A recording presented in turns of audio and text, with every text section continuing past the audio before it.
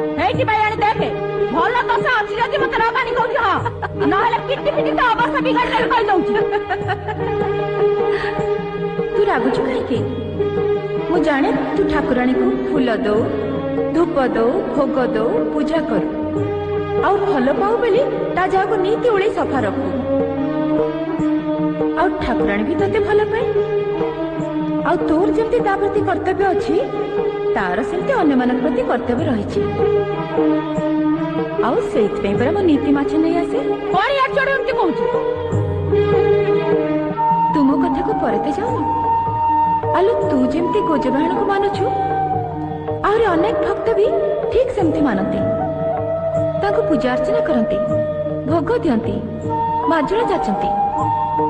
ଆଉ ଯଦି କେହି ଭକ୍ତ ମାଛ ଭୋଗ କଲା ତାହେଲେ କ୍ଷତି କଣ?